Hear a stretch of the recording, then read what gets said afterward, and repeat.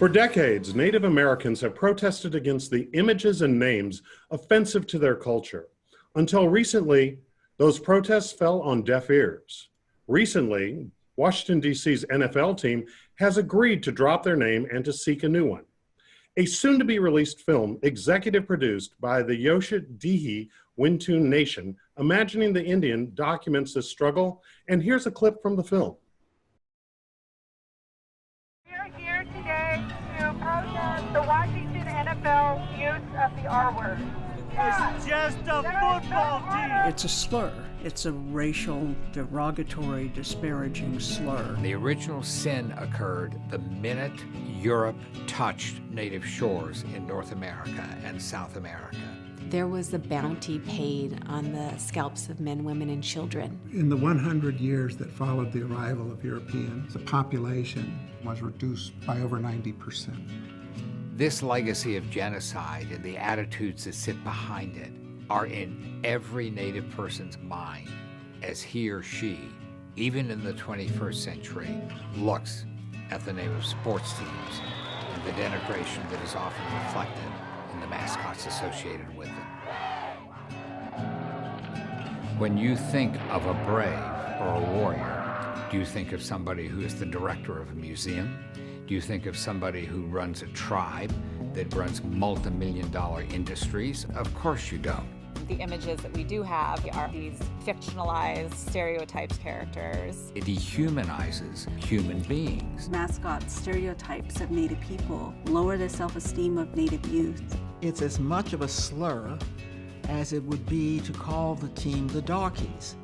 Now, how many Americans would allow that to stand? For me as a black person, if we don't want to be called niggers, then I can't be talking about no redskins.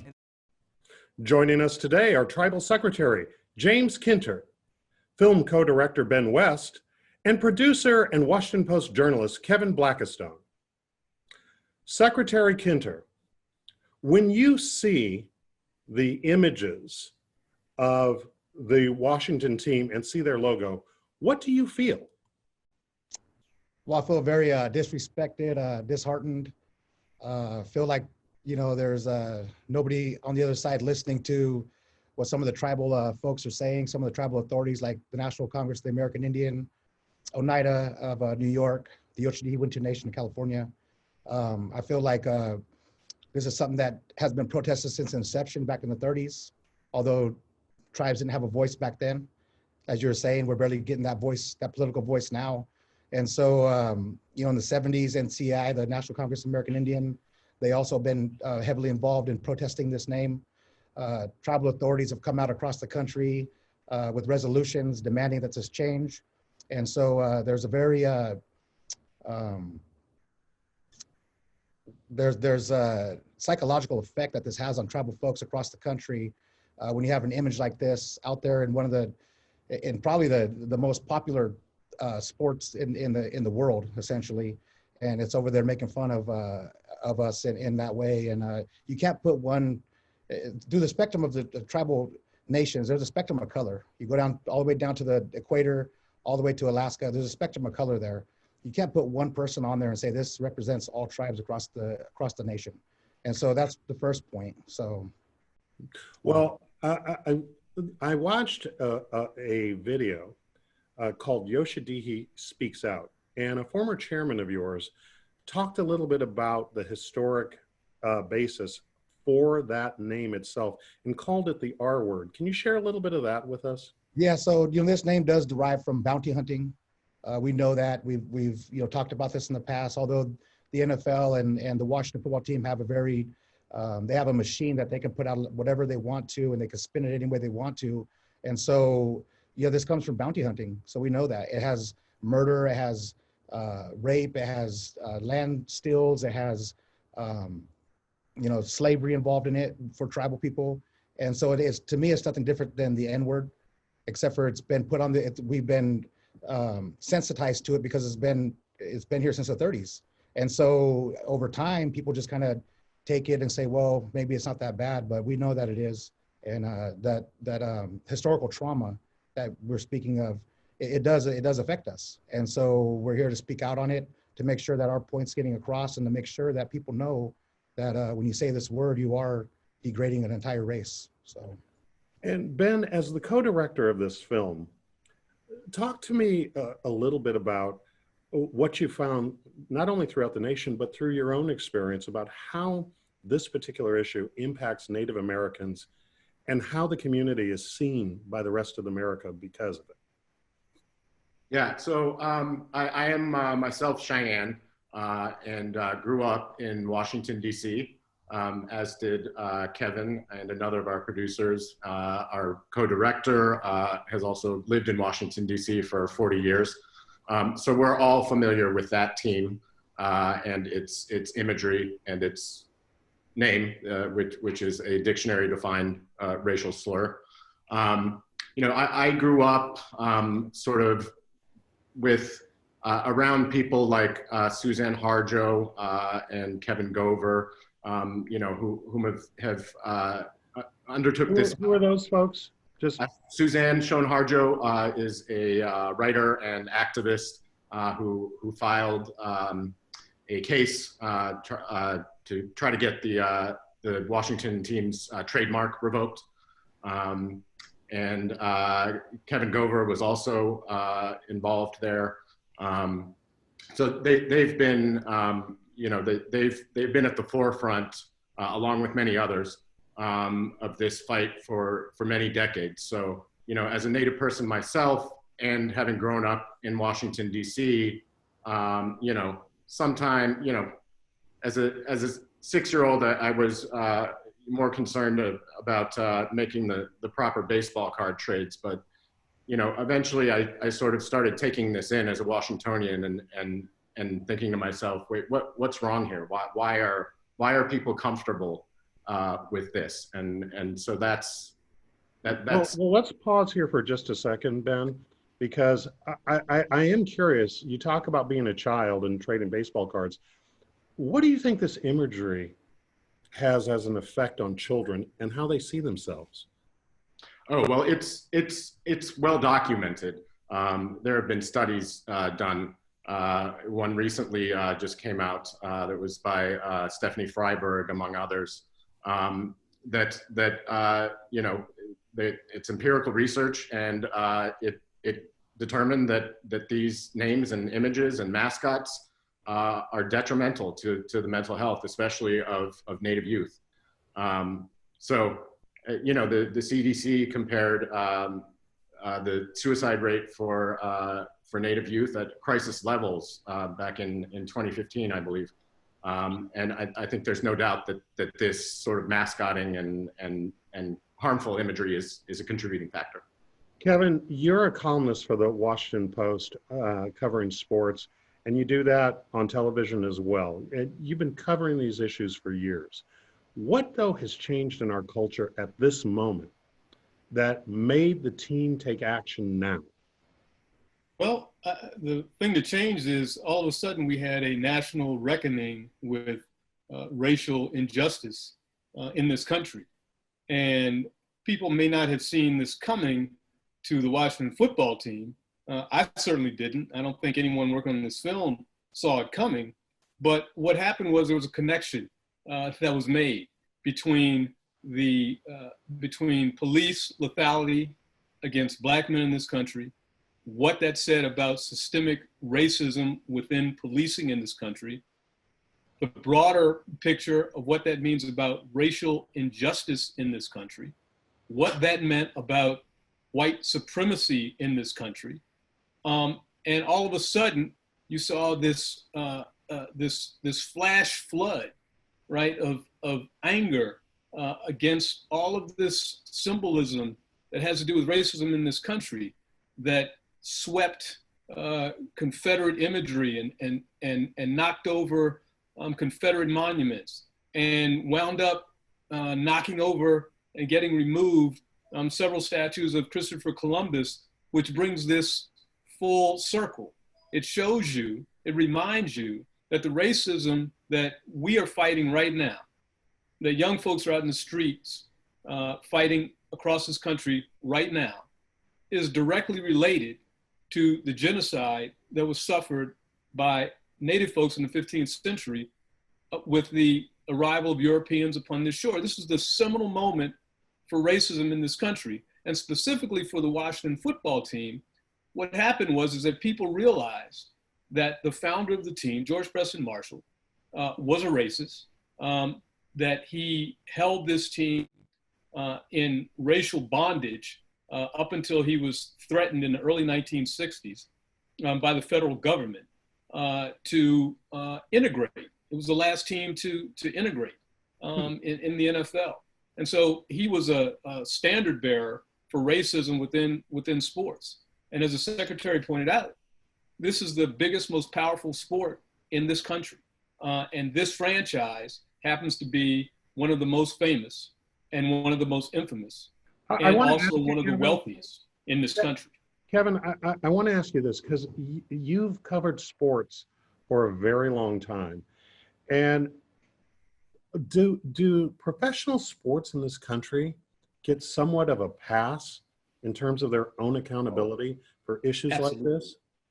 Absolutely. We've given too much credit to sports in this country as being in the vanguard of social change, when in fact, it's been the exact opposite. Sports have been laggards when it comes to social justice in this country. I mean, the reason that there's a Jackie Robinson story is because baseball for 60 years refused to let the progeny of enslaved Africans play its game. The NFL was segregated for 13 years between 1933 and 1946. No longer did it want to allow people of color to play its game. Basketball started in the YMCA as an all-white sport. Boxing for the heavyweight championship. For a long time, no black man was allowed to fight for that title because it was seen as, the imprimatur of masculinity on the planet, and how dare a black man be considered the king of masculinity in this world. So you fast forward to this particular issue, particularly when it comes to the NFL and this franchise, and we can go back to the 1970s, and we can start to see an erosion of native names, mascotting, and imagery in sports, except for right here in this city, the nation's capital. And that's kind of why we started to focus our film on the issue here in this town. All right. Secretary Kinter, your tribe has not come to this issue just lately, but you've been involved for a very long time. Tell us how your tribe came to be so associated with leading on this issue. Well, just through our history, as far as coming up very much in poverty, not having a whole lot, being discriminated against, those types of things, put us into that position. But when we started being able to have some resources and being able to have a political voice, we decided back in 2010 to do some things. 2013, we put the YouTube video out. We decided to partner with the changethemascot.org, the campaign to remove these types of images from popular culture. And so we became involved. We've been involved since the beginning, since people got here, and interrupted the tribes. And so and now you're lead executive producing this film. What are you hoping that audiences are going to take away from it? Well, there's so much rhetoric coming from so many different directions. We're hoping that we can put a perspective from tribal folks, from minority folks, to be able to tell our side of the story without being interrupted in a way that you can, there's so much media out there that, people can buy it off and they can spin stories whichever way they choose to if they got a lot of money. And so what we're trying to do is put that perspective out there in a way that humanizes the issue, that makes sure that it's putting it on the forefront for folks and letting them think about it in a way from tribal voices, from minority voices, saying, hey, look, this is wrong, this is an injustice, we need to have some change. And if we're gonna have real change in this country, it needs to start with our popular culture. So Ben, this is a movie that seems like it's met its moment, but go back to the beginning and tell us how this project, and Kevin, feel free to jump in here too, as to how this project got started. I will actually let Kevin jump in immediately, since it was originally Kevin's brainchild. So Kevin. Well, thanks. Well, as Ben said earlier, I grew up in this city. I grew up rooting for this team, and never really questioned the name of the team because it wasn't part of the chatter at all. And it wasn't until 1992 when I was walking into the Super Bowl up in Minneapolis, where Washington was playing Buffalo, that I encountered off to the side of the street near the stadium a big commotion. And I went over to find out what it was all about. And it was a whole bunch of people protesting against the name. And that was the first time I had heard or seen that. And about 5 years or so after that, I was writing a column about the NAACP in Midland, Texas, which was fighting against the Midland School Board to get the name and the imagery erased from Midland Lee High School, which was named after Robert E. Lee of the Confederate Army, because they felt insulted having their black boys score baskets and score touchdowns for that team with that sort of imagery around. And that was the first time I made a connection. I said, wait a second, I'm upset about this and I'm supportive of this effort. And I can understand, as the secretary said earlier, that there is a connection between the denigration of Native people in sports with this sort of imagery and a word that is akin to the N-word that has been normalized in sports. And so I was just able to spit it out. I was able to wear it on my chest. I was able to wear it on my cap without thinking twice about it, knowing that if I encountered somebody on the street who wore the N-word across their chest or on their hat, that would wind up being a fight. If it was someone who was insulting my heritage. And so I started to make the connection then. And in 2014, when it appeared as if this was at the precipice because of the second lawsuit brought by Amanda Blackhorse with Suzanne Harjo's tutelage, that the trademark I canceled for the team, I said, we need to document this on film. And that's when I went to a friend of mine, Sam Bardley, and we started working on it. And we just didn't have all the infrastructure and the funding at the time we needed. And that's when I mentioned it to Aviva Kempner, who is an award-winning documentarian here in Washington, D.C., all of whose films have been based on or based around Jewish heroes and heroines. She is Jewish. And she was drawn to the issue. And she said, as soon as she's done with her last film, she wanted to work on this, and she introduced me to Ben. And so, Ben, you've been working on this film. You're the co-director of this film, and we realize that the story is still being written at this moment. But given the trajectory of the events that have taken place, change is happening on the ground. But it begs a question regarding other mascots. How is the Washington situation going to impact other teams that use Native American references, like the Atlanta Braves or the Cleveland Indians? Well, that's a great question, Scott, and thank you for asking it. I think we had no idea what order this was going to happen in, but I think that Washington's NFL franchise is the first in a series of dominoes that are likely to fall here. I wanted to harken back to something that Secretary Kinter said, a word he used actually, which is that we hope, Yocha hopes, and we hope in making the film to humanize Native people within the context of this, because what this imagery does, what these mascots and logos and people in the stands painting their faces and playing Indian does is dehumanize Native people. And the name of the Washington team is going to change. We don't know to what yet, but there are plenty of others. Cleveland is now, we'll see how this goes, but has announced that they will engage the Native community in discussing a name change. But things like an arrowhead on a helmet and a tomahawk on a jersey and a non-Indian dancing around midfield at halftime are what they do is promote this sort of this idea that Native people are relics, are artifacts ourselves. We're behind glass in a museum. We do have rich history, as do all people. But it's very important, I think, for the general public to realize that they need to think of Native people as living, breathing, contemporary human beings, and to think of us in the present tense as well as the past, because we are here. Well, you raise a great point about being living, breathing, contemporary individuals. And I'd actually like to go to you, Mr. Secretary, to tell us a little bit about the tribe, the nation right now, and some of the things that might surprise many of us about all the things that the Yocha Dehe are doing right now in terms of their own development and growth.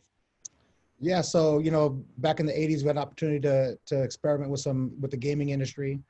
92 came around, we were able to open a Class 3 gaming facility. With that, we were able to garner our resources and be able to diversify ourselves. So we've gotten into agriculture. We're one of the most diverse agricultural departments in the state. We have world-class olive oil, world-class wine, international olive oil sales to Japan with our olive oil. We do a number of things for cultural resource protection. We have one of the top cultural resource departments in the country, protecting sacred sites. We're also into entrepreneurship, having our citizenship go out and create businesses like myself, I have the restaurant, my mom has a restaurant. So we're trying to promote that, but we've also been able to provide healthcare and those essential things like education to our folks too. And so we really come a long way from where we were when I was growing up and back in the 80s when we were in poverty. Fast forward 30 years, and now we're able to have all these opportunities to be able to further ourselves. But getting into the agricultural areas and doing that type of thing really helped our tribe to like what type of agricultural industries are you guys involved with? So we're in traditional farming, we're in organic farming. We do wine grapes, we do olives, we do a number of different products. We have a cattle, beef industry that we're doing. So we do a number of different things. We're getting into more row crops like tomatoes and corn. We have walnuts, almonds. We do a lot of dry farming like sorghum, wheat, those types of things. And so we're very diverse. And in our area, we don't have these big spreads of land. We have these pieces of land that are about 200 acres. So we don't have a big farm. So we have a number of different farms up and down our valley here in the KVIE Valley.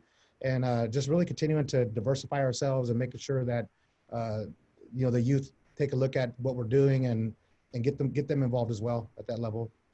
When you talk about the youth and the tribe and the diversity of the activities that your tribe and others across the United States are involved with, how does this moment in time and the actions related to the change of the team's name and just the other issues, broader issues of race, justice, and inclusion, how do you think this particular issue fits into this moment in time? I think it's fitting. It's going to be a generational change. Honestly, you see the youth coming up and people, I guess with social media too, I guess it's really kind of at the forefront of things where people can put their opinions out there, get opinions back. But I think what it does is in our tribe, we're really talking about social justice when we talk about like Black Lives Matter, things like that. We don't get into the political rhetoric either which way. And so we really want to make sure that when we're talking with our youth about these things, that we're talking about what the real issue is. It's about social justice. It's about people being treated equally, mutual respect, common decency, those types of things where, sometimes you can get into the rhetoric and watching Facebook or whatever you're going to do, and you start getting these messages about, well, maybe it's about this political issue over here, or maybe it's about this other issue this way. And what we really try to do is ground people and to make sure our youth understand that this is about social justice and the way things are in this country. So. And, you raise a question though, about how it all works together, but as America's original people, how is it in the conversation that you're having, not just within your own tribal nation, but with others. How do Native Americans reconcile U.S. history and all of the events and people we commonly celebrate with the impact that they had on the Native American peoples? Yeah, I really think it starts with education, getting the proper education in the middle schools and the high schools, in the colleges, and making sure that people understand that, what happened here. You can't cover it up, as genocide. You can't, go back and change it, but what you can do is make sure that when people, they have a sensitivity to it, that they understand that, tribes went through this issue. And when you understand that and then you have a little more sensitivity, a little more compassion for folks when you're dealing with these types of big issues across the country that are that touch everybody, honestly. So, okay, and I think we'll leave it there. Thank you all very much. This is an important conversation at an important moment in time, and we look forward to seeing the finished product when the film comes out. Awesome. Thank you, guys. Appreciate you guys. Thank you very much. And that's our show. Thanks to our guests and thanks to you for watching Studio Sacramento. I'm Scott Syfax. See you next time right here on KVIE.